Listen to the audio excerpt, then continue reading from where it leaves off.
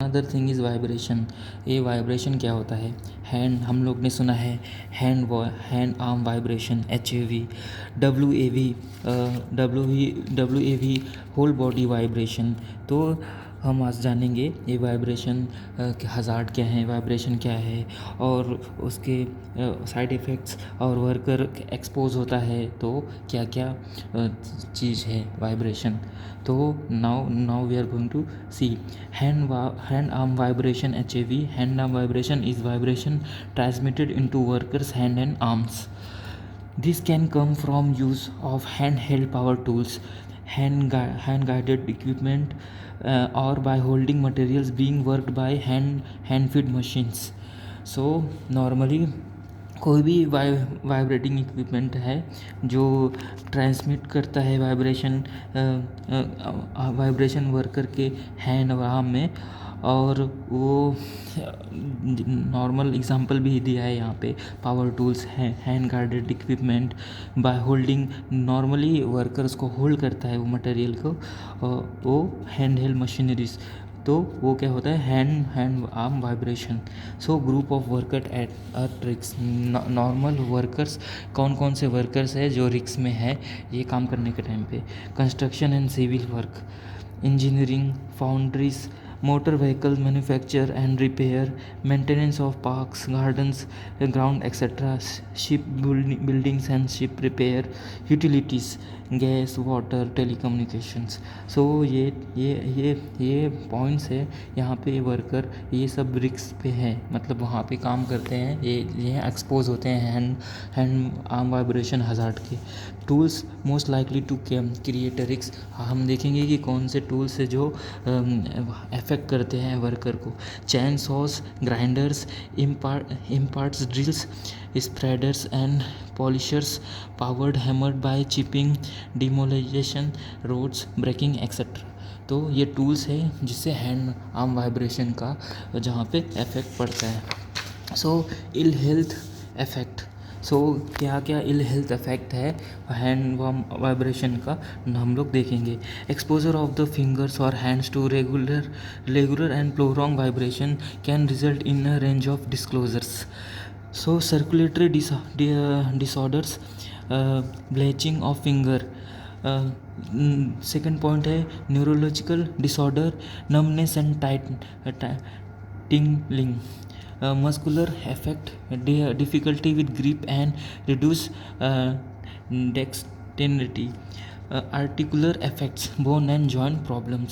तो ये पॉइंट्स देख सकते हैं। ये 4 पॉइंट्स हैं जो बॉडी में अफेक्ट करते हैं हम लोग कोई भी हैंड आर्म वाइब्रेशन टूल्स का यूज़ करते हैं। तो collectively this are known as hand arm vibration syndromes, HAV।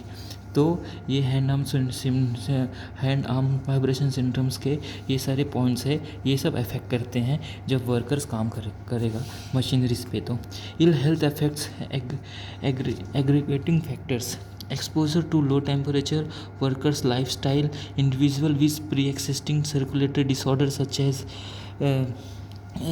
such as Raynaud's phenomenon, sometimes known as Raynaud's disease or syndrome। सो ये सारे डिसीज़ वर्कर्स को चांसेस है होने को जो hand arm vibration tools equipment use करता है। So standard diagnostic test for HAV। So तो क्या कौन सा टेस्ट है HAV के लिए? Vascular blood flow test, time taken for the finger to return to full circulation after cold provocation test, CPT। Classification of severity of VWF, vibration white finger. आपने देखा होगा कि कोई भी इक्विपमेंट यूज़ करने के टाइम में वर्कर का हाथ है ना एकदम वाइट हो जाता है, तो वो वाला भी टेस्ट रहता है। On the Stockholm's workshop scale. तो हम लोग ये जानेंगे ये स्टॉकहोल्म वर्कशॉप स्केल होता क्या है। तो ये देखो, use of Stockholm scale to indicate severity, हमको उससे सीविरिटी पता चलेगा। तो यहाँ पे ग्रेड है, आप देख सकते हैं, none, mild, moderate, severe, very severe, और यहाँ पे स्टेजेस हैं 0 to 4 तक। तो the Stockholm workshop classification scale for cold include peripheral vascular and sensorineural symptoms. A vascular assessments. So ये कैसे उन लोग कैसे हमको पता चलता है ये स्केल के थ्रू. सो 0 क्या है, नो इफेक्ट्स. 1 क्या है, mild, occasional attacks affecting only the tip of one or more fingers.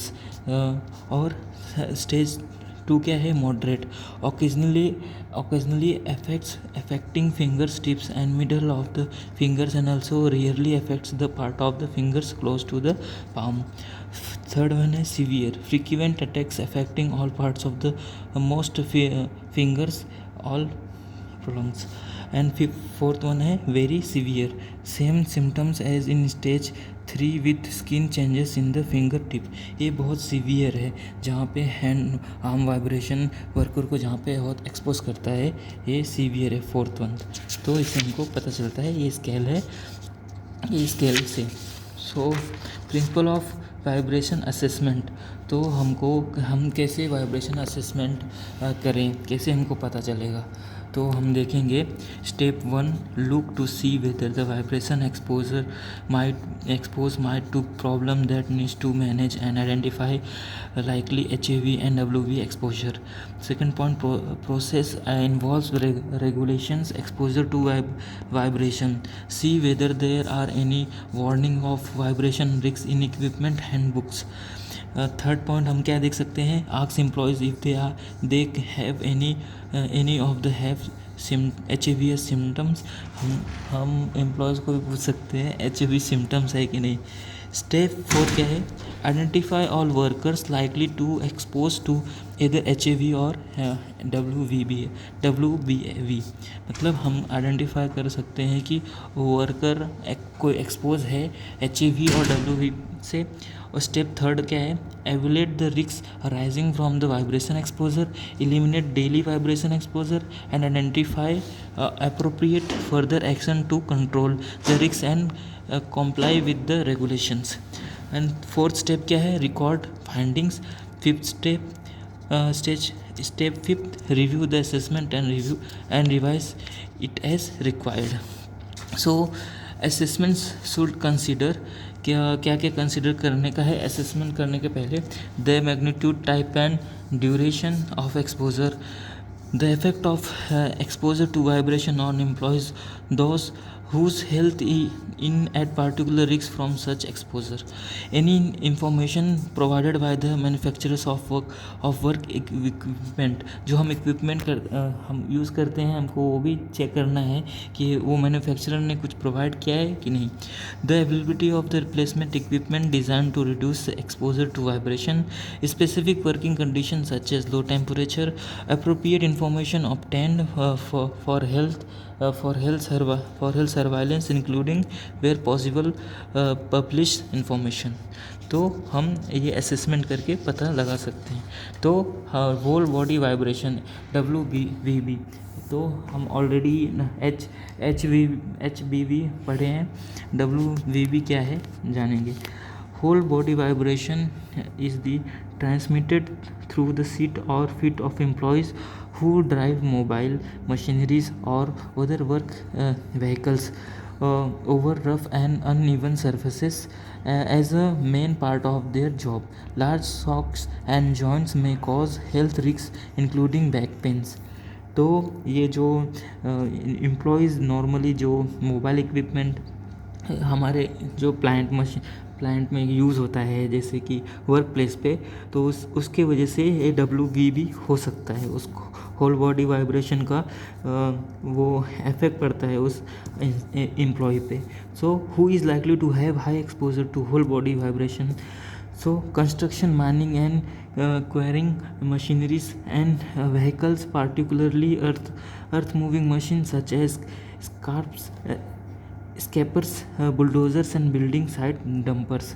सो ये नॉर्मली ये सारे जो इक्विपमेंट हमने अभी पढ़े हैं, ये इसके वजह से हमको WBV हो सकते हैं. Tractors and other agriculture factory machineries particularly where use in transportation, tiding turning है, प्राइमरी कल्टीवेशन एंड मूविंग, ये भी पॉइंट्स है आपको, ये सारे पॉइंट्स है, इसकी वजह से डब्ल्यू भी हो सकता है। सो नॉर्मल जैसे कि हम लोग नॉइस कैलकुलेशन के लिए यूज़ करते हैं कैलकुलेटर, इधर डब्ल्यू भी वाइब्रेशन के लिए भी यही सेम टू सेम यूज़ करेंगे। HSC calculator using equations, use the UK HSC calculator. आप नॉर्मली गूगल में सर्च करेंगे आपको इजीली मिल जाएगा HSC calculator. Use the UK HSC reckoners for HAV। ये इनका भी कैलकुलेटर है गूगल पे, आप वहाँ पे जाके नॉर्मल आपके वर्क प्लेस पे क्या एक्टिविटीज़ है, कितना एक्सपोजर है, वहाँ पे नॉर्मली आप चेक कर सकते हैं। ये HSC कैलकुलेटर हो रही है। So thank you so much guys यहाँ तक आने के लिए।